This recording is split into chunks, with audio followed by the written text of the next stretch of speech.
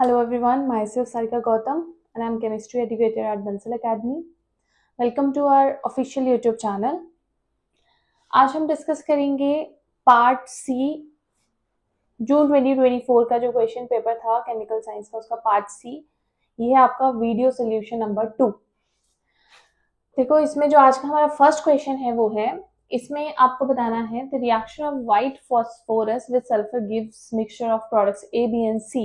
ठीक है, और जो ए बी सी हमारे पास यहाँ पे सल्फर के साथ जो फॉस्फोरस का प्रोडक्ट होके बना है ए बी सी, उसका हमारे पास यहाँ पे स्पेक्ट्रा दिया हुआ है। ठीक है, तो 31 फॉस्फोरस NMR का स्पेक्ट्रा दिया है। ठीक है, तो हमें बताना है कि कौन सा स्पेक्ट्रा किसका है। ठीक है, तो देखो यहाँ पे है, सबसे पहले हमारे पास, मैं इसमें से डायरेक्टली बता देती हूँ। देखो, इसका जो आंसर है वो है फर्स्ट वाला। ठीक है, एक्सप्लेन कर देती हूँ मैं इसी को। देखो, सबसे पहले आपके पास देखो P4S3। ठीक है, अगर हम बात करें P4 की, तो P4 कैसा होता है, जैसे टेट्राहेड्रल ज्योमेट्री होती है। ठीक है, वैसे इमेजिन कर सकते हैं इसको। ठीक है, जैसे ये फॉस्फोरस हो गया, एक फॉस्फोरस यहाँ, एक यहाँ, एक यहाँ, ऐसे लिखना है। ठीक है, उसके बाद जैसे हम बनाते हैं, ये आगे ऐसे वाला, ये ऐसे, ये ऐसे, ऐसे ऐसे ऐसे ऐसे टेट्राहेड्रल ज्योमेट्री होती है ना, जैसे जैसे टेट्राहेड्रल बनती है, एक फेज ये हो गया, एक फेज ये होगा, पीछे वाला हो गया, एक नीचे वाला होगा, तो हम इसको इस तरह से इमेजिन कर सकते हैं। ठीक है, तो ये P4 होता है। ठीक है, तो P4S3 कैसा होता है, देखो P4S3 में सेम, पहले आपने ऐसे P4 ही बनाना है। ठीक है, ये P4 बन गया। ठीक है, S कहाँ पे आएंगे, इसके बीच में ऐसे।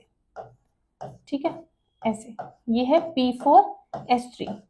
बाकी आपने एज इट इज स्ट्रक्चर बना देना है जैसे P4 में बनाते हैं, बस 3S बीच में लगा देना है। ठीक है, अगर हम इसमें देखें तो यहाँ पे क्या है, देखो ये 3 फॉस्फोरस है जो नीचे वाले, इन तीनों का एनवायरनमेंट सेम है। ठीक है, जैसे अगर हम इस फॉस्फोरस को देखें, 2 फॉस्फोरस के साथ लगा, एक सल्फर के साथ लगा है। ठीक है, और जो वैसे इसका एनवायरनमेंट है वैसे इसका, जो ये वाला फॉस्फोरस है हमारे पास, इस फॉस्फोरस का एनवायरनमेंट डिफरेंट है, 3 सल्फर के साथ अटैच है। ठीक है, तो बेसिकली यहाँ पे ये 3 फॉस्फोरस सेम है, ये वाला सेम है। अगर हम देखें ना, हम ऐसे POS पास करके भी देख सकते हैं, है ना। जैसे हम अगर इसको ऐसे कट कर दे, ठीक है, तो ये वाला फॉस्फोरस इसको रिफ्लेक्ट कर रहा है, वैसे अगर हम इसको ऐसे कट कर दे तो ये वाला फॉस्फोरस इसको रिफ्लेक्ट कर रहा है। बेसिकली तीनों फॉस्फोरस सेम है, इक्विवेलेंट है, वैसे भी देख सकते हैं, ऐसे भी देख सकते हैं। ठीक है, ऑब्वियसली ऐसे ज्यादा करेक्ट होते हैं। तो देखो, यहाँ पे बेसिकली हमारे पास 2 टाइप के फॉस्फोरस है, तो यहाँ पे कितने सिग्नल आने वाले हैं, 2 सिग्नल्स आने वाले हैं। ठीक है, 2 सिग्नल्स आएंगे। ठीक है, तो 31 फॉस्फोरस की जो न्यूक्लियर स्पिन होती है वो होती है हाफ। ठीक है, तो जो हमारे पास, इसको नाम दे दिया मैंने, ये है PA, और जो ये 3 टाइप के फॉस्फोरस है PB, तो यहाँ पे PA और PB 2 टाइप के फॉस्फोरस हो गए। अगर बात करें हम PA की, ठीक है, तो PA पे हमें क्या दिखेगा, क्योंकि इसके पास 3 फॉस्फोरस है ना, तो मल्टीप्लिसिटी, इसका एक सिग्नल आएगा, एक सिग्नल इसका आएगा। ठीक है, लेकिन इसका जो एक सिग्नल होगा वो इस 3 फॉस्फोरस के एनवायरनमेंट की वजह से क्या हो जाएगा, इसमें स्प्लिटिंग हो जाएगी। कितने में हो जाती है स्प्लिटिंग, 2Ni+1 में हो जाती है। ठीक है, तो यहाँ से हमारे पास कितना आएगा, 3 फॉस्फोरस है, तो हमारे पास कितनी आ जाएगी, इसकी 4 आ जाएगा। ठीक है, यहाँ से इसको सॉल्व करोगे, इसका 4 आ जाएगा। ठीक है, वैसे यहाँ पे PB के साथ में PA है, इसकी वजह से स्प्लिटिंग किस में हो जाएगी, यहाँ पे 3 में हो जाएगी, ट्रिपलेट में हो जाएगी। ठीक है, सॉरी डबलेट में हो जाएगी। ठीक है,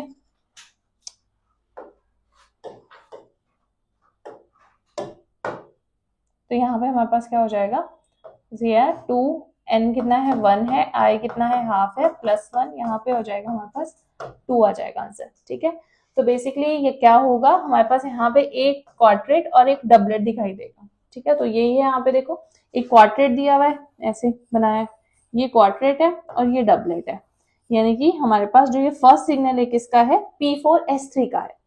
उसके बाद देखो है नेक्स्ट जो सिग्नल है हमारे पास, ये है जो बी वाला, मैं यहाँ बना देती हूँ, ये जो है ये सिंगलेट है ना, जो ये बी वाला दिया हुआ है ये एक सिंगलेट है, ये किसका है, P4S10 का है। ठीक है, कैसे, वैसे बना देते हैं इसको, P4S10 देखो कैसा होता है, ये फॉस्फोरस हो गया एक, ठीक है, 2, तीसरा, और ये 4th फॉस्फोरस। ठीक है, ऐसे बनाना है, ऐसे सारे के सारे फॉस्फोरस आपस में सल्फर से अटैच ऐसे। ठीक है, ऐसे, वैसे यहाँ पे भी, और एक ऐसे। ठीक है, ये होगा, कितने हो गए सल्फर यहाँ पे, 6 हो गए, और बाकी जितने फॉस्फोरस है उनके साथ डबल बॉन्ड ऐसे ऐसे होता है इसका स्ट्रक्चर। ठीक है, तो बेसिकली सभी फॉस्फोरस का जो एनवायरनमेंट है वो सेम है, 3 सल्फर से और मतलब एक 3 सिंगल बॉन्ड सल्फर से और एक डबल बॉन्ड सल्फर से सारे फॉस्फोरस अटैच है। ठीक है, पीओएस पास करके देखोगे सारे फॉस्फोरस क्या होंगे, इक्विवेलेंट एनवायरनमेंट में।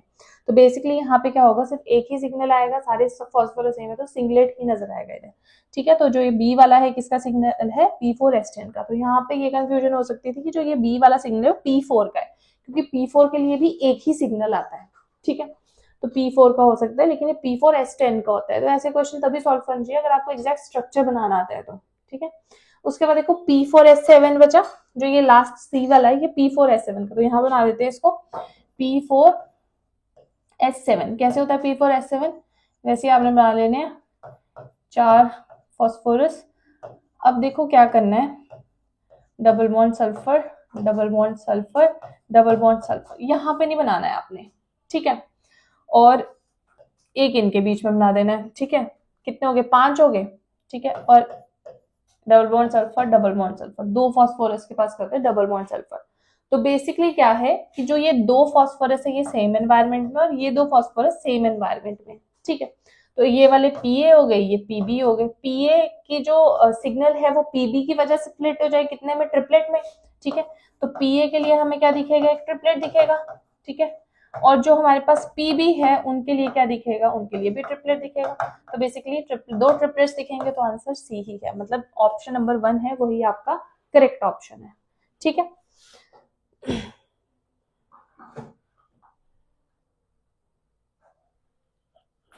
उसके बाद देखो नेक्स्ट क्वेश्चन है, match the species given in the list 1 with the appropriate descriptions in list 2। ठीक है, आपको मैच करना है। सबसे पहले आपके पास देखो Al2 Me6। ठीक है, इट्स जस्ट लाइक जैसे हम वो कहते हैं डाइबोरेन B2H6, वैसा ही स्ट्रक्चर होता है इसका, सेम सिमिलर। ठीक है, एल्यूमिनियम है। ठीक है, कितने इलेक्ट्रॉन होते हैं एल्यूमिनियम के पास, 3 इलेक्ट्रॉन होते हैं, 1 2 3, 1 2 3। ठीक है, मिथाइल ग्रुप है, मिथाइल ग्रुप भी ऐसे हाइड्रोजन की तरह बिहेव करेगा, एक इलेक्ट्रॉन कंट्रीब्यूट करता है मिथाइल ग्रुप भी। ठीक है, तो यहाँ पे CH3 CH3, वैसे यहाँ पे लगा देंगे हम एक मिथाइल ग्रुप यहाँ, एक मिथाइल ग्रुप यहाँ, एक ही इलेक्ट्रॉन कंट्रीब्यूट करेगा। उसके बाद क्या होगा, वैसे ये भी एक इलेक्ट्रॉन कंट्रीब्यूट करेगा। ठीक है, उसके बाद क्या होगा, इसका भी एक इलेक्ट्रॉन हो गया। फिर क्या होगा, ये 2 इलेक्ट्रॉन ये तीनों शेयर करेंगे, वैसे ही ये 2 इलेक्ट्रॉन ये तीनों शेयर करेंगे ऐसे। ठीक है, तो बेसिकली यहाँ पे क्या बन रहा है, यहाँ पे हमारे पास ये जो ये 2 बॉन्ड्स हैं जिनको हम बनाना बॉन्ड्स भी बोलते हैं। ठीक है, ये बेसिकली कैसे बन रहे हैं, यहाँ पे 3 सेंटर और 2 इलेक्ट्रॉन है, तो बेसिकली ये कैसे 3 सेंटर 2 इलेक्ट्रॉन बॉन्ड है। तो जो हमारे पास ये है Al2 Me6, इसमें 3 सेंटर 2 इलेक्ट्रॉन बॉन्ड्स है 2। तो करेक्ट मैच करना था, जो ए है उसका क्या हो जाएगा, 3 सेंटर 2 हो जाएगा ए का, यानी कि ये ऑप्शन तो इनकरेक्ट हो गए, इन दोनों में से कुछ आएगा। वैसे बी का भी 4 दिया ही हुआ है ना, जो बी है उसका 4 दिया ही है, इससे आयनिक हाइड्राइड ये लिथियम हाइड्राइड है ना, तो Li लिथियम पे पॉजिटिव होगा, इस पे नेगेटिव होगा, तो लिथियम हाइड्राइड है, ये भी करेक्ट है। ठीक है, तो बी का क्या होगा, 4th होगा। उसके बाद देखो सी का क्या है, सी जो HF है इसका हमारे पास आएगा फर्स्ट। ठीक है, तो ये वाला ऑप्शन सही हो जाएगा। जो HF होता है वो 1 डायमेंशनल पॉलीमेरिक स्ट्रक्चर बनाता है। ठीक है, तो ऐसे बनाता है कुछ। ठीक है, इस तरह से इसका हाइड्रोजन बॉन्डिंग की वजह से कुछ इस तरह का स्ट्रक्चर होता है। ठीक है, HF का हाइड्रोजन बॉन्डिंग हो गई, ये HF है। ठीक है, जैसे ये है हमारे पास HF। ठीक है, और हाइड्रोजन बॉन्डिंग होगी दूसरे HF के साथ ऐसे। ठीक है, तो इस तरह से बेसिकली इसका ऐसे हमारे पास पॉलीमेरिक स्ट्रक्चर बन जाता है ड्यू टू हाइड्रोजन बॉन्डिंग। तो हमारे पास ऑप्शन नंबर सी है जो वो करेक्ट है। ठीक है, उसके बाद है देखो नेक्स्ट क्वेश्चन है, in the following reaction A and B respectively, यार हमें बताना है कि क्या बनेंगे। मेन ब्लॉक का क्वेश्चन है, देखो क्या है इसमें, इसमें क्या डाला है 4Me3SiH। ठीक है, इसके 2 मोल्स है। ठीक है, तो यहाँ पे देखो क्या बन जाता है, यहाँ पे ये बन जाता है GaCl, गैलियम Cl, गैलियम। ठीक है, और यहाँ पे आ जाएगा H H H H। ठीक है, उसके बाद देखो क्या डाला इसमें, उसके बाद इसमें डाला है, देखो ये वाला ऑप्शन भी इनकरेक्ट हो गया, ये भी इनकरेक्ट हो गया, इन दोनों में देखते क्या होगा। उसके बाद देखो इसमें क्या डाला, lithium aluminium hydride, hydride and देगा लिथियम एल्यूमिनियम हाइड्राइड, ठीक है, स्ट्रॉन्ग रिड्यूसिंग एजेंट होता है, ठीक है, तो Cl को रिप्लेस कर देगा, इसकी जगह पे आ जाएगा, ठीक है, तो यहाँ पे क्या लग जाएगा, H H GaH, और बाकी तो हमारे पास एज इट इज वैसे रहेंगे, ठीक है। तो बेसिकली यहाँ पे हमारे पास जो ऑप्शन नंबर 1 है वो हो गया करेक्ट, ठीक है। उसके बाद देखो नेक्स्ट क्वेश्चन है, इसमें देखो क्या किया है, इसमें दिया है कि हमें बताना है कि जो ABC है वो क्या बनेंगे। BF3 से शुरू करते हैं, BF3 में लिथियम एल्यूमिनियम हाइड्राइड डाला, lithium aluminium hydride is a strong reducing agent, ठीक है, तो क्या होगा, ये फ्लोरीन फ्लोराइड आयन की जगह पे क्या आ जाएगा, हाइड्रोजन आ जाएगा, यहाँ पे क्या बन जाएगा, BH3 बन जाएगा, ठीक है। उसके बाद BH3 को जब हम H2 इसकी BH3 की हाइड्रोलिसिस करवाते हैं, मैंने करवाया भी है मेन ब्लॉग में, जब हम BH3 की हाइड्रोलिसिस करवाते हैं तो बोरिक एसिड बनता है, यहाँ पे क्या बन जाएगा, BOH3, ठीक है, ये बन गया। उसके बाद इसको हीट किया तो यहाँ पे हमारे पास बनता है B2O3, ठीक है। तो बेसिकली हमारे पास करेक्ट ऑप्शन आ जाएगा ऑप्शन नंबर 4, ठीक है, इजी था क्वेश्चन काफी। उसके बाद देखो नेक्स्ट है हमारे पास the ground state term symbol of the following metal hydrates. बस ये जो क्वेश्चंस होते हैं बड़े आसान होते हैं ये वाले क्वेश्चन, बस बात ये होती है कि एक बार आप इनको प्रैक्टिस कर लो, इलेक्ट्रॉनिक कॉन्फ़िगरेशन आनी चाहिए ऑफ कोर्स आपको लिखने के लिए, लिखनी आनी चाहिए एफ ब्लॉक एलिमेंट्स की, तो आप इजीली क्वेश्चन को सॉल्व कर लोगे। यहाँ पे देखो क्या निकालना है, टर्म सिंबल निकालना है आपको इसका। सबसे पहले आपके पास देखो क्या है, यूरोपियम H2ON3+, तो बेसिकली यूरोपियम +3 है, ठीक है। अगर हम बात करें यूरोपियम की, तो यूरोपियम की अगर इलेक्ट्रॉनिक कॉन्फ़िगरेशन देखें क्या होती है, हमारे पास होती है वैलेंस इलेक्ट्रॉनिक कॉन्फ़िगरेशन डिक्यू में सिर्फ क्या होती है, 4f7 5d0 6s2, ठीक है, ये होती है यूरोपियम की। यूरोपियम +3 की क्या हो जाएगी, 4f6 5d0 6s2 है, 6s0, ठीक है, तो बेसिकली 4f6 है, तो 4f6 के लिए आप टर्म सिंबल निकालोगे, f6 के लिए कैसे आ जाएगा, 1 2 3 4 5 6, ठीक है, +3 +2 +1 0 -1 -2। सबसे पहले s की वैल्यू निकाल लो, कितने हैं, +12 6 अनपेयर्ड इलेक्ट्रॉन, तो क्या आ जाएगी 6/2 यानी कि 3, ठीक है। फिर उसके बाद 2s + 1 की वैल्यू कितनी आ जाएगी, 2 × 3 + 1 3 2 6 + 1 7, ठीक है, तो 7 आ जाएगी स्पिन मल्टीप्लिसिटी। उसके बाद हम क्या निकालेंगे, L की वैल्यू, L की वैल्यू कितनी हो जाएगी, 3 × 1 3 + 2 × 1 2 + 1 × 1 1 +0 -1 -2 -1 -2 कैंसिल हो गया, क्या आ गया, 3 आ गया, ठीक है। 3 क्या होता है हमारे पास, L = 3 होता है, F ही होता है ना, 0 1 2 3 S P D F होता है, तो हमारे पास क्या आ गई, टर्म F आ गई, ठीक है। स्पिन मल्टीप्लिसिटी लिखते हैं ऊपर, कितनी है स्पिन मल्टीप्लिसिटी, 7 है, ठीक है। J वैल्यू क्या होती है, J वैल्यू होती है ग्राउंड स्टेट के लिए अकॉर्डिंग टू हंस रूल, हमारे पास स्पिन जो J वैल्यू होती है वो हमारे पास क्या होती है, अगर हमारे पास जो ऑर्बिटल है वो लेस देन हाफ फिल्ड है तो J वैल्यू होती है हमारे पास L-S, ठीक है, तो L-S ले लेंगे। L कितना है देखो 3 है और S भी कितना है 3 ही है, तो हमारे पास कितनी आ गई 0, तो 7f0 हमारे पास आ गया। तो ये दोनों ऑप्शन तो इनकरेक्ट हो गए, इनमें से कोई देखते कौन सा करेक्ट आंसर होगा। फिर है टर्बियम, टर्बियम H2O N+3, ठीक है, तो यहाँ पे बेसिकली क्या है, ये टर्बियम +3 है, ठीक है। अगर हम टर्बियम की इलेक्ट्रॉनिक कॉन्फ़िगरेशन देखें तो क्या होती है, लिख लेते हैं,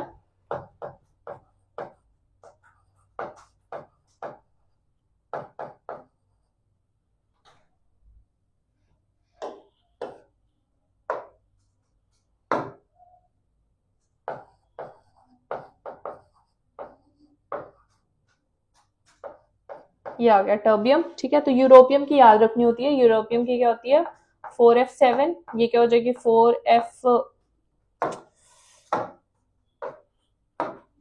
ये हो जाएगी आपके पास 4f7 5d1, ऑब्वियसली 6s2 आ जाएगा, यहाँ पे 5d0, तो ये क्या हो जाएगी 4f9 हो जाएगी, ये 5d0 6s2। तो ये है टर्बियम की इलेक्ट्रॉनिक कॉन्फ़िगरेशन। तो टर्बियम की इलेक्ट्रॉनिक कॉन्फ़िगरेशन क्या है 4f9, ठीक है, 5d0 6s2, ठीक है। तो टर्बियम +3 की इलेक्ट्रॉनिक कॉन्फ़िगरेशन क्या हो जाएगी हमारे पास 4f8 5d0 एंड 6s0, ठीक है। तो 4f8 f8 के लिए निकालनी है, निकाल लेते हैं। 1 2 3 4 5 6 7 8, ठीक है, +3 +2 +1 0 -1 -2 -3। फिर से यहाँ पे अनपेड इलेक्ट्रॉन 6 है, तो स्पिन मल्टीप्लिसिटी कितनी आ जाएगी 6/2 यानी कि 3, सॉरी स्पिन वैल्यू इतनी आ जाएगी 3, और स्पिन मल्टीप्लिसिटी इसकी भी कितनी आ जाएगी 7। एल की वैल्यू कितनी आ जाएगी 3 2 6 +2 +1 -1 -2 -3, -1 -2 कैंसिल, 3, एल की वैल्यू भी कितनी आ गई 3। तो यहाँ पे जे वैल्यू जो होगी अब की बार, क्योंकि मोर देन हाफ फिल्ड है हमारे पास ऑर्बिटल, तो जे वैल्यू होगी L + S, ठीक है। तो जे वैल्यू आ जाएगी हमारे पास 3 + 3 यानी 6। तो देखो L की वैल्यू 3 है, अगेन हमारे पास जो टर्म है दैट इज आपके F और spin multiplicity is 7 and J value is 6। तो आपके पास ये आ जाएगी टर्म सिंबल। तो फर्स्ट वाला ऑप्शन करेक्ट हो जाएगा। तो ये हमारे पास क्वेश्चन ऐसे होना था, ठीक है। देखो ना क्या नाम है इसका,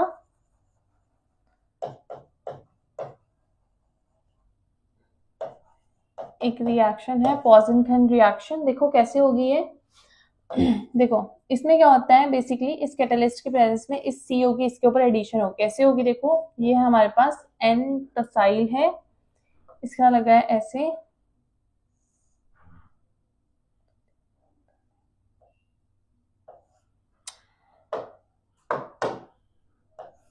ऐसे बना देते हैं इसको,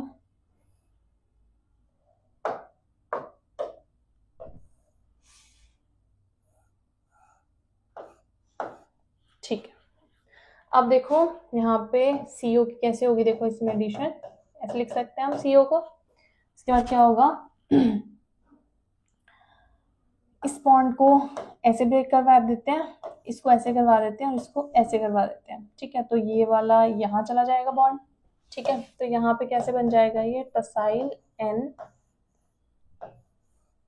देखो जब ये बॉन्ड ऐसे हमने ब्रेक करवाया ना, तो देखो क्या हुआ, ऐसे हम रिएक्शंस को कर सकते हैं। देखो इधर पॉजिटिव चार्ज आ गया, इधर नेगेटिव आ गया, इस बॉन्ड को ऐसे तोड़ा, इधर पॉजिटिव आ गया, इधर नेगेटिव आ गया। वैसे CO है, ये वाला बॉन्ड इस तरफ को, इलेक्ट्रॉन इस तरफ को मूव हुए तो ऑक्सीजन का पॉजिटिव नेगेटिव से न्यूट्रलाइज हो गया, ठीक है।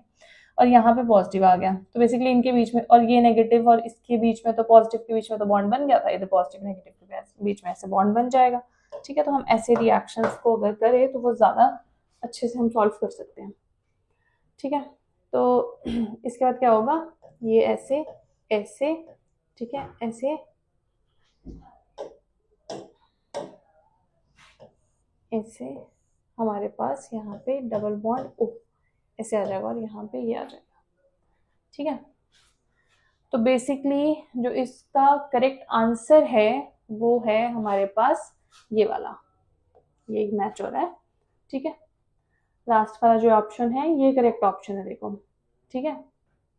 हमने नीचे लगा दिया ना डबल बॉन्ड, ये ट्रिपल बॉन्ड कहीं भी लग सकता है, एक ही स्ट्रक्चर है ना, ठीक है। तो ये इसका करेक्ट ऑप्शन आ जाएगा, ठीक है। उसके बाद देखो नेक्स्ट क्वेश्चन है, exposing CrO3 to hydrogen chloride gas gives a red vapor of compound P, ठीक है। हमने इसको किसके साथ, एक्सपोजिंग क्या लिखा है यहाँ पे, टू हाइड्रोजन क्लोराइड गैस, ठीक है। इसको HCl के साथ करा ट्रीट, ठीक है। तो हमारे पास क्या बना, P बना, ठीक है। उसके बाद P को डाइल्यूट NaOH के साथ ट्रीट करा, डाइल्यूट NaOH के साथ, तो यहाँ पे हमारे पास एक येलो कलर का कंपाउंड बनता है विच इज Q, ठीक है। और Q जो है ये हमारे पास डार्क ब्लू कलर का है, ठीक है। तो हमें बताना है, अच्छा ठीक है, Q बना, और फिर जब Q को एसिडिक H2O2 के साथ ट्रीट करा तो यहाँ पे क्या बना R, ठीक है, और जो R है वो डार्क ब्लू करते हैं, ठीक है, सॉरी गलत बोल दिया था मैंने, ये ठीक है। तो हमें बताना है कि वहां पे क्या बनेगा। देखो इसको जब इसके साथ ट्रीट करते हैं तो यहाँ पे क्या बनता है Cr, देखो ये कैसे है Cr double bond O double bond O double bond O, ठीक है। तो यहाँ पे देखो क्या बन जाएगा, ये डबल बॉन्ड O HCl के साथ इसको ट्रीट किया तो क्या बन जाएगा, देखो यहाँ पे 2HCl, ठीक है, 2H2O निकल H2O निकल गया और जो Cl थे दोनों वो ऐसे क्रोमियम के साथ ऐसे लग गए, ठीक है। उसके बाद देखो जब इसको डाइल्यूट NaOH साथ ट्रीट करा तो यहाँ पे क्या बन जाएगा Cr double bond O minus double bond O, ठीक है। और जब इसको H2O2 के साथ ट्रीट करेंगे फर्दर तो यहाँ पे जो प्रोडक्ट फाइनल बनता है डबल बॉन्ड O, ये बन जाता है इधर फाइनल, ठीक है। तो इसका जो करेक्ट ऑप्शन है दैट इज ऑप्शन नंबर 4, ठीक है। उसके बाद देखो नेक्स्ट है हमारे पास बायोइनऑर्गेनिक का क्वेश्चन है। Assuming that the amide backbone of a protein doesn't play significant role in binding the amino acid that can effectively recognize HPO4 2- in the protein is, तो ये इसका ऑप्शन है, ठीक है। ये जो अमाइनो एसिड होता है ना इसमें देखो ये पॉजिटिवली चार्ज ग्रुप प्रेजेंट होता है, ठीक है, जो कि इस हमारे पास इसके साथ HPO4 2- के साथ टाइटली बाइंड हो जाता है, ठीक है, इस पॉजिटिवली चार्ज ग्रुप की वजह से, ठीक है। तो हमारे पास क्या है, इसका जो करेक्ट आंसर है दैट इज ऑप्शन नंबर 3, ठीक है। उसके बाद देखो ये है हमारे पास intermediate compounds A and B proposed in the catalytic cycle for the enzyme galactose oxidase, ठीक है। तो हमें क्या बताना है कि जो ये A और B है इसको हम कैसे डिस्टिंग्विश कर सकते हैं, तो इसका है हमारे पास ऑप्शन नंबर 4 जो है वो इसका सही है, ठीक है। क्या है कि हम इसको रूम टेम्परेचर EPR स्पेक्ट्रोस्कोपी से, ठीक है, और इसको वाइब्रेशनल स्पेक्ट्रोस्कोपी से, ठीक है, और साथ में इसको ये हमारे पास जो है इलेक्ट्रोस्प्रे आयनाइजेशन मास स्पेक्ट्रोमेट्री, इनसे इनको दोनों को डिफरेंशिएट कर सकते हैं इन सब से, ठीक। बायोइनऑर्गेनिक के क्वेश्चन थोड़े से क्रैमिंग वाले क्वेश्चंस होते हैं, ठीक है, तो अगर नहीं आते हो तो छोड़ दो, ठीक है, आते हैं तो फटाफट उनको अटेम्प्ट कर लो, ठीक है। उसका देखो नेक्स्ट क्वेश्चन है consider the following statements regarding molecular orbitals of water molecule, ठीक है। आपको ये स्टेटमेंट्स बतानी है, उससे पहले मैं आपको क्या बताती हूँ वाटर मॉलिक्यूल का, आपको मॉलिक्यूलर ऑर्बिटल डायग्राम देखो आना चाहिए। वाटर मॉलिक्यूल का मॉलिक्यूलर ऑर्बिटल डायग्राम देखो क्या होता है, ये होता है वाटर मॉलिक्यूल का एमओटी डायग्राम, एमओटी, ठीक है, डायग्राम, ठीक है। देखो कैसे है, यहाँ पे ये ऑक्सीजन के ऑर्बिटल्स बताए हैं और ये हाइड्रोजन के। सबसे पहले तो देखो जो H2 होता है ना, ठीक है, H2O में हमारे पास देखो ये ऑक्सीजन है, ठीक है, ये हम ना ले लेते हैं एक्सेस, थोड़ा मैं आपको जो चीज समझा रही हूँ ना वो समझ लोगे तो एकदम से समझ आ जाएगा, ठीक है, मतलब थोड़ा पता लग जाएगा इसका। देखो क्या है यहाँ पे, ये Z एक्सिस होगी इसकी, ये X एक्सिस होगी, ऐसे ले लेते हैं, ठीक है। तो ये 2 हाइड्रोजन के साथ जुड़ा हुआ है, ये 2 हाइड्रोजन बना दिए मैंने, ठीक है। तो अगर ऑक्सीजन हाइड्रोजन के साथ ऐसे बाइंड करता है ना, अगर ऑक्सीजन हाइड्रोजन के साथ ऐसे बाइंड करता है ना, ठीक है, ऐसे दोनों हाइड्रोजन के साथ, ठीक है, तो हमारे पास ऐसा लीनियर सा स्ट्रक्चर बनता है। ऑक्सीजन के पास 2p ये ले लेते हैं हम, 2px है ना, ये x एक्सिस है, तो यहाँ पे कैसा होगा इसका 2px ऑर्बिटल होगा, माइनस ले लेते हैं ऐसे प्लस, है ना, ऐसे होता है ना 2px ऑर्बिटल। तो अगर हाइड्रोजन के साथ जो है ऑक्सीजन इस तरह से बॉन्ड बनाता है तो यहाँ पे कैसा बन जाएगा, ये लीनियर H2O बन जाएगा, है ना। तो जो लीनियर H2 होता है दिस इज नॉट स्टेबल, ठीक है, ये हमारे पास क्या होता है, स्टेबल नहीं होता है। तो स्टेबिलिटी के लिए क्या होता है कि जो ये दोनों हाइड्रोजन होते हैं ना, ये इसके px वाले ऑर्बिटल की तरफ को ना ऐसे बेंड हो जाते हैं। तो ये ऑक्सीजन हो गया, ठीक है, और ये इसका px ऑर्बिटल हो गया, है ना, ये पॉजिटिव, ये नेगेटिव मैंने लो बना दी इसकी। तो जो हाइड्रोजन होते हैं ना ये ऐसे थोड़े से ना ऐसे हो जाते हैं, बेंड हो जाते हैं, और ये x के साथ भी ऐसे बॉन्ड बनाते हैं, सिग्मा बॉन्ड ऐसे, ठीक है, ऐसे ये दोनों हाइड्रोजन। तो बेसिकली हमारे पास क्या है, इस तरह से हमारे पास क्या होता है, ये मतलब जो H2 होता है वो इस तरह से होता है, ठीक है। जो मतलब ये हाइड्रोजन वाले एटम होते हैं ये थोड़े से बेंड हो जाते हैं एक्स वाली एक्सिस की तरफ को, मतलब एक्स वाली जो पी एक्स वाली लोब होती है उस वाली तरफ को, ठीक है। तो अब जो ये हमारे पास ये एंगुलर वाला H2O होता है ना, ये स्टेबल होता है, दिस इज स्टेबल नाउ, ठीक है, ये स्टेबल होता है, ठीक है। तो अब देखो यहाँ पे ये हमारे पास बन गया, ठीक है। अब देखो क्या है यहाँ पे, अगर हम वाटर मॉलिक्यूल की बात करें तो वाटर मॉलिक्यूल में देखो क्या है, 2 हाइड्रोजन है, 1 ऑक्सीजन है, ठीक है। तो 2 हाइड्रोजन में बेसिकली क्या है, हाइड्रोजन की इलेक्ट्रॉनिक कॉन्फ़िगरेशन 1s1 होती है, तो उसके 1s में एक एक इलेक्ट्रॉन पड़ा दोनों हाइड्रोजन के, है ना, ऐसे। इसको मैंने HA बोल दिया, इसको H भी बोल दिया। तो आपको कॉन्सेप्ट पता होगा, सेंट्रल एटम है, उसके सराउंडिंग में जो एटम्स है, लिगेंड्स है, वो सबसे पहले क्या बनाते हैं, लिगेंड ग्रुप ऑर्बिटल्स बनाते हैं, LGO। तो LGO कितने बनते हैं, जितनी एटॉमिक ऑर्बिटल्स होती है, तो यहाँ पर 2 एटॉमिक ऑर्बिटल्स है, तो यहाँ पे 2 ही LGO बनेगी। कैसे बनेगी, यहाँ पे 2 LGO बन जाएगी, ठीक है। एक के वेव फंक्शन को हमने Xy1 बोल दिया, एक के वेव फंक्शन को हमने Xy2 बोल दिया, ठीक है। तो दोनों से कैसे बनेगी, एक तो हमारे पास इसके एडिटिव ऐसे ओवरलैप से बन जाएगी, और एक कैसे बन जाएगी, इसका पॉजिटिव और दूसरे वाले हाइड्रोजन का नेगेटिव, ऐसे।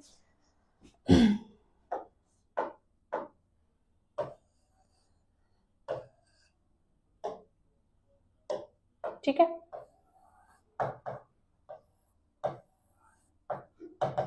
ऐसे बीच में लोब आ गई, ठीक है। तो ऐसे बन जाएगी 2 LGOs, ठीक है। और ऑक्सीजन के हमारे पास क्या है, ऑक्सीजन में 2s2 और 2p4 इसकी बैलेंस इलेक्ट्रॉनिक कॉन्फ़िगरेशन होती है। तो बेसिकली टोटल कितने इलेक्ट्रॉन है, 8 इलेक्ट्रॉन्स है, ठीक है। 2 देखो ये 2s है, ठीक है, और ये 2p है, इसमें 4 इलेक्ट्रॉन, ये हाइड्रोजन के, ये Xy1 और Xy2 इसके 2 LGO के वेव फंक्शन लिखती है, ठीक है। उसके बाद देखो क्या होता है, उसके बाद देखो सिग्मा बॉन्ड में जो px ऑर्बिटल है ना, वो भी इन्वॉल्व है सिग्मा बॉन्डिंग में, है ना। तो क्या होता है यहाँ पे, जो s ऑर्बिटल है, ठीक है, तो मैं इसका वेव फंक्शन ले लेती हूँ xs, ठीक है। और हमारे पास जो xy 2px ऑर्बिटल है, ठीक है, ये दोनों मिलके Xy1 के साथ, ठीक है, कौन सा मॉलिक्यूलर ऑर्बिटल बनाते हैं, सिग्मा s, समझ आया। वैसे ही हमारे पास जो xs और 2px का अगर हम क्या लेते हैं, मतलब सब्ट्रैक्शन लेते हैं, ठीक है, इन दोनों वेव फंक्शन का, और इसमें ऐड कर देते हैं LGO1 के साथ, ठीक है, Xy1 के साथ, तो यहाँ पे जो ऑर्बिटल बनती है उसको हम बोलते हैं सिग्मा एक्स। और इसी सिग्मा एक्स में एक लोन पेयर रहता है, क्योंकि सिग्मा एक्स की एनर्जी जो होती है वो सिग्मा जेड से ज्यादा होती है, तो इसमें एक लोन पेयर रहता है, ठीक है।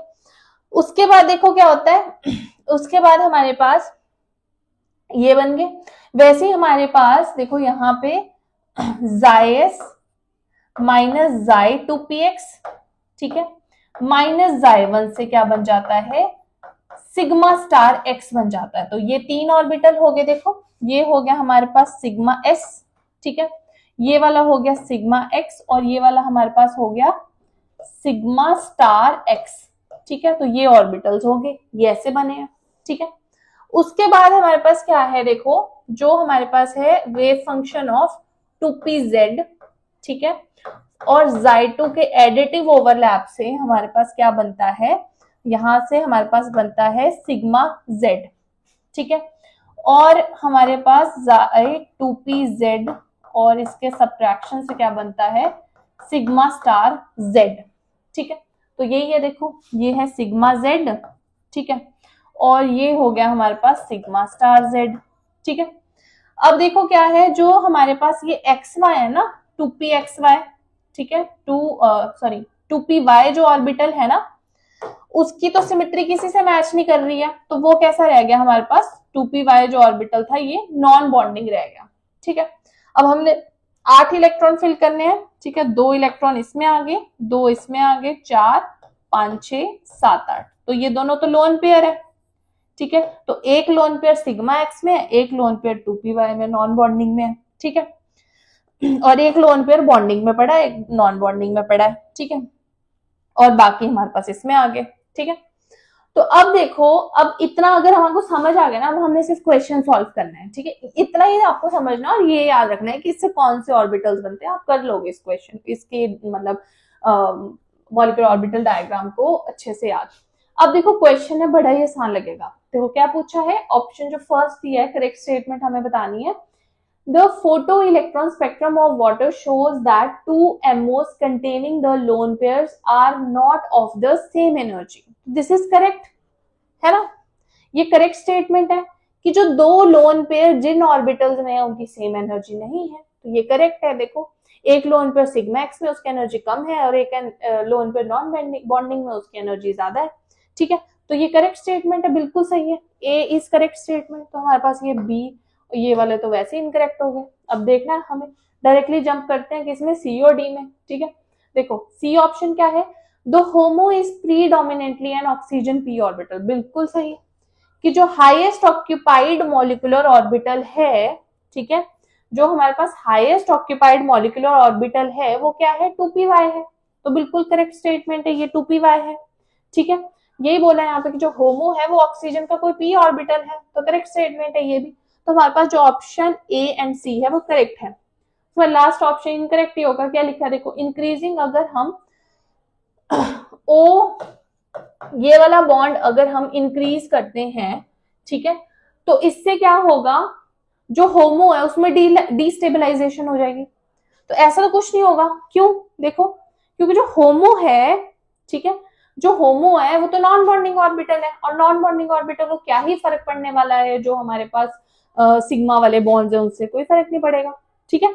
तो हमारे पास क्या है, जो ये लास्ट स्टेटमेंट है वो भी इनकरेक्ट है, तो इसका ऑप्शन नंबर फर्स्ट करेक्ट है, ठीक है। तो आपको ये कुछ एक मॉलिक्यूलर ऑर्बिटल डायग्राम्स हो गए, मीथेन का हो गया, ठीक है, और इसका हो गया BeH2 का जो मॉलिक्यूलर ऑर्बिटल डायग्राम होता है वो इसकी तरह ही होता है सेम, ठीक है। तो ये कुछ मॉलिक्यूलर ऑर्बिटल डायग्राम्स है, ठीक है, ये आपको याद रखना है, CH4 का हो गया, NH3 का हो गया, ठीक है, तो आपको ये याद रखने होते हैं।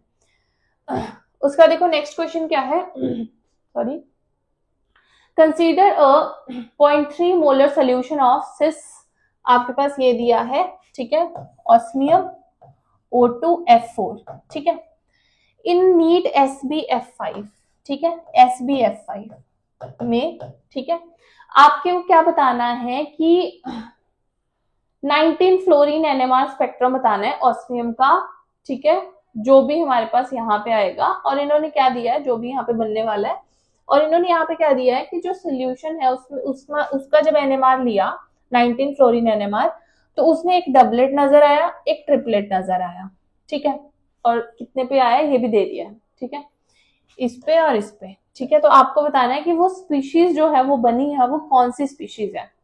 तो देखो SbF5 आपको पता है क्या होता है, एक लुईस एसिड होता है, ठीक है, बड़ा स्ट्रॉन्ग लुईस एसिड होता है, F- इससे निकाल लेगा, यहाँ पे क्या बन जाएगा, ऑस्मियम O2F3 प्लस, ठीक है, ऑस्मियम O2F3 प्लस, यही बन जाएगा ना, एक है निकाल लेगा एक को, तो बेसिकली एक से एक ही निकालेगा ना, तो यहाँ से बेसिकली ये दो ऑप्शन तो वैसे ही क्या हो गए इनकरेक्ट, 3F तो इसमें है,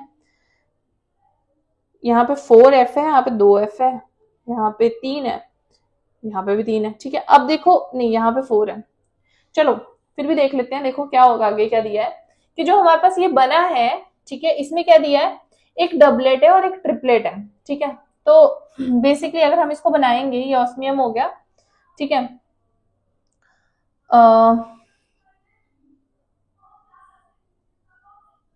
इसके साथ क्या लगे, 3 फ्लोरीन लगे हैं, ठीक है,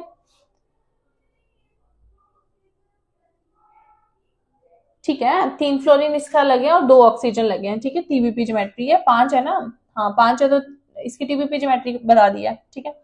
तो अब देखो कैसे लगे होंगे ये हमारे पास, देखो यहां से आप आइडिया ले सकते हो ना इसका, ऐसे ही होगा ये, है ना, ये दोनों ऑप्शन तो है ही नहीं इसके, तो देखो कैसे होगा, यहाँ पे फ्लोरीन जो है वो कौन सी पोजीशन को ऑक्यूपाई करेंगे, बेंस रूल के अकॉर्डिंगली फ्लोरीन जाएंगे जहां पे पी करेक्टर ज्यादा है, क्योंकि फ्लोरीन में ऑलरेडी एस करेक्टर ज्यादा है, तो पी करेक्टर जहां ज्यादा होगा, पी करेक्टर कहाँ ज्यादा होगा, जहां पे हमारे पास जो एंगल है वो कम होगा, है ना, यानी कि फ्लोरीन यहाँ पे लगे होंगे प्रेफरेबली ऐसे, ठीक है। और जो हमारे पास ऑक्सीजन है वो कहाँ जाएंगे, यहाँ जाएंगे, ठीक है, और एक फ्लोरीन आ जाएगा यहाँ पे, ठीक है।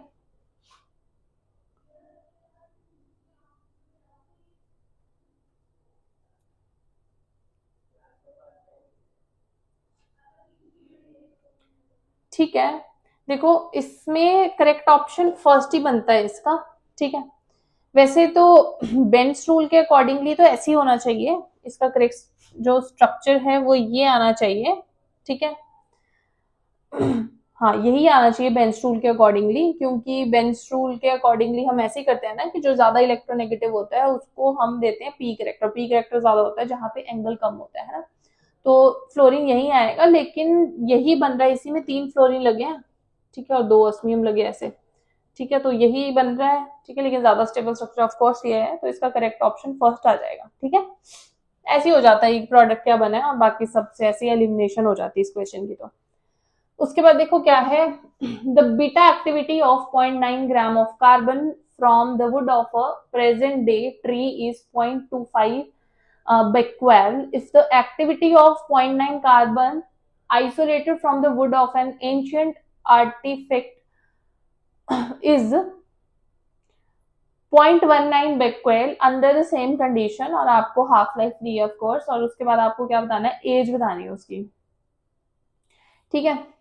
तो देखो देखो आपको पता है जो रेडियो एक्टिविटी होती है वो किसको फॉलो करती है, वो फर्स्ट ऑर्डर काइनेटिक्स को फॉलो करती है ना।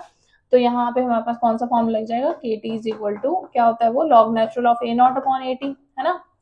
तो यहाँ पे लेकिन हमने एक्टिविटी लेनी है, ठीक है, एक्टिविटी जो पहले थी ए नॉट है, एक्टिविटी जो लिविंग वाले की है, और जो ए टी है जो एक्टिविटी हमारे पास जो भी, देखो क्या क्वेश्चन में दिया है कि प्रेजेंट डे ट्री है उसकी एक्टिविटी इतनी है, ठीक है, तो प्रेजेंट डे में जो ट्री है उसकी इतनी एक्टिविटी है, ठीक है, और जिसकी एज निकालने का बोली है, ठीक है, वुड की, उसकी एक्टिविटी इतनी है, यानी कि उसमें क्या होने लगा है, डिसइंटीग्रेशन होने लग पड़ा है, ठीक है।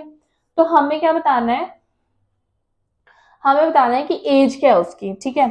तो एज के लिए हमें ए नॉट की वैल्यू भी पता है, ठीक है, ए टी की वैल्यू भी पता है ना। ए नॉट ये हो जाएगा, ए टी वो हो जाएगा कि जो उसकी अब एक्टिविटी है वो इनिशियल हो जाएगी, ठीक है। तो क्योंकि वो वुड है ना कटा हुआ, तो फिर उसमें तो वो तो डिसइंटीग्रेट कर रहा है ना, और ये लिव इन है, ठीक है, ये पता ही होगा आई होप आप लोगों को।